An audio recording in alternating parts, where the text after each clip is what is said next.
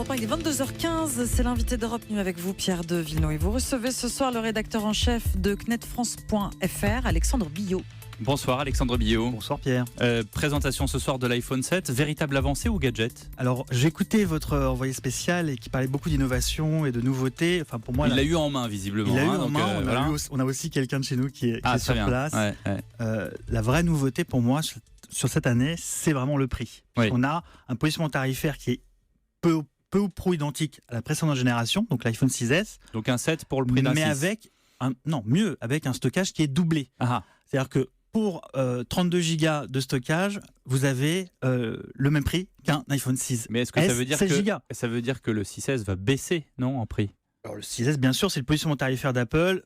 Voilà, les précédentes générations coûtent toujours moins cher. C'est le ticket d'entrée. Ça devient le ticket d'entrée maintenant. Alors, il faut dire que les finances d'Apple ne sont pas au top en ce moment. Il y a eu la dégringolade, ou en tout cas le flop de l'Apple Watch. Donc, Clairement. du coup, il y en a une nouvelle.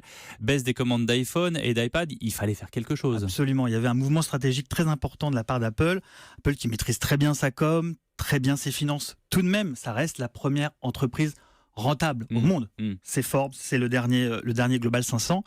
Donc effectivement, il y avait un mouvement stratégique attendu par les marchés, moyennement accueilli manifestement, cet iPhone 7, et par les utilisateurs qui attendaient une nouvelle machine réellement différenciante, vraiment nouvelle. Mais on attendait vraiment ça, une nouveauté, tandis que là, je voyais nos confrères de l'AFP qui disent Apple rafraîchit, j'aime beaucoup le terme, rafraîchit son iPhone. C'est l'innovation incrémentale en fait. Ouais. C'est des incrémentales, c'est des petites touches. C'est des petites touches. Ouais. Il est étanche, il a un nouveau capteur photo.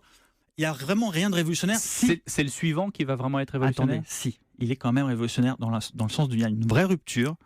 Il n'y a plus de prise jack. Oui, la prise audio. Le câble. Ouais. Il n'y a plus de prise jack. Ouais. Sur l'iPhone, il n'y a plus de prise jack. Donc on devra passer via un nouveau câble ou via le Bluetooth. Ça, c'est quand même un changement au niveau des usages, au niveau des utilisateurs, qui est quand même très important. On a l'habitude d'utiliser son casque avec sa prise. Alexandre Billot, au-delà de ça, le produit qui c'est vrai, est très beau. Apple, c'est contraignant, circuit fermé, incompatibilité avec Windows. Pourquoi est-ce que tout le monde se jette là-dessus? C'est tout le principe d'Apple. Il maîtrise son écosystème. L'idée d'Apple, c'est de maîtriser toute la chaîne de valeur pour proposer la meilleure expérience aux utilisateurs. C'est le discours marketing, c'est ce qu'ils mettent en avant. Pour autant, on voit bien que l'interface est intuitive et que ça marche bien. Ouais. Derrière ça, qu'est-ce qu'on a ? On a le contrôle de la chaîne de valeur, donc des commissions d'accessoiristes, des commissions au niveau des développeurs pour l'application.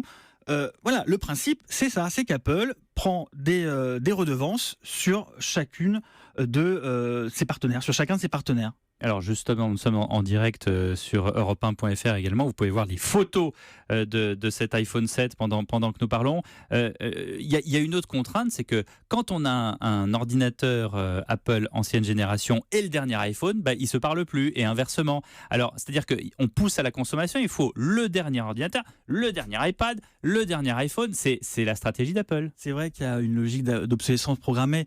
Pour autant, est-ce que Apple est le seul fabricant à avoir cette logique d'obsolescence programmée ? Je vous pose la question. À mon sens, non. C'est pas trop le point, pour moi, répréhensible d'Apple. Le vrai problème pour Apple, à mon sens, c'est véritablement ce côté choix radical, drastique. Voilà. Aujourd'hui, ils suppriment la prise jack. Apple est un élément moteur pour l'industrie du smartphone, du PC. Demain, tout le monde s'en inspire. Voilà. Tout le monde aujourd'hui. On risque d'avoir d'autres machines qui verront disparaître la prise jack.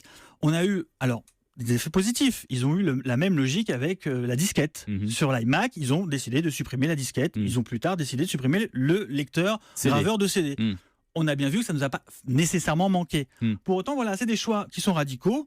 Donc ils sont prescripteurs. Souvent, ils sont prescripteurs. Souvent, ils ont raison. Pour le coup, sur la prise jack, ont-ils réellement raison ? On verra bien. Ça vous ennuie cette histoire de prise jack? Parce que tout le monde est équipé. Je rappelle qu'un jack, c'est un câble pour nos auditeurs. C'est le câble que vous avez, l'écouteur que vous avez dans les oreilles. Il y a des gens qui s'appellent Jack aussi, donc c'est pas exactement pareil. Dites-moi, est-ce que vous prévoyez un jour la fin du rêve Apple ou c'est pas pour demain? difficile à prévoir. Pour le moment, il y a effectivement un Parce qu'on dit ils vont pas bien, les finances sont pas bonnes, ils vont moins bien. Ils se sont vautrés sur l'Apple Watch qui marche pas bien. C'est un vrai four. Bon voilà, du coup ils en sortent une nouvelle. Est-ce qu'un jour on va plus avoir cette courbe ascendante d'Apple qui est prescripteur, qui donne un design qui est celui-ci et qui, moi c'est un ancien, qui inspire les autres téléphones. Maintenant tout le monde a un téléphone qui est noir, tactile. C'est vrai qu'il y a une uniformisation, comme vous le dites, sous ce qu'on appelle le form factor du design. C'est un monolithe tactile, c'est vrai. Pour autant, Apple avait toujours ce côté hype, ce côté sexy sur ses produits. Surtout à l'époque de Steve Jobs. Tim Cook, c'est un financier, c'est pas l'innovation, c'est autre chose. Dès l'instant que Apple perdra ce côté hype sexy, avec des prix quand même très élevés, il ne faut pas l'oublier de leurs produits, des produits qui restent très premium, oui, là on pourra se poser la question. Pour le moment, ça me paraît quand même assez prématuré. Est-ce que Samsung va rattraper Apple ?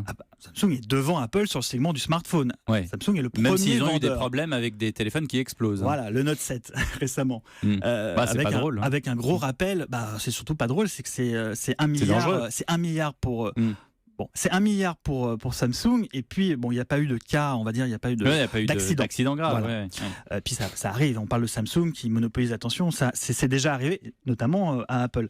Samsung est le premier vendeur de smartphones au monde, loin devant Apple. Samsung a subi, comme Apple, une période de coup de mou l'année dernière, ça va beaucoup mieux. Pas de chance pour eux, il y a ce phénomène Note 7, donc le dernier smartphone qu'ils ont présenté, qui explose et qui va coûter très très cher aux Coréens. Mais un jour, Samsung pourra être devant Apple en termes d'image également, pas seulement en termes de chiffres. Après, ça dépendra des ficelles marketing du Coréen. En tout cas, leur image a énormément changé en l'espace de 10 ans, puisqu'on était sur une marque qui était plutôt access, qui était plutôt low cost. Milieu de gamme en tout cas. Maintenant, Samsung boxe carrément avec Apple. En tout cas, pour beaucoup d'utilisateurs, il y a match. On verra. On verra bien. Merci Alexandre Billot d'avoir été avec nous.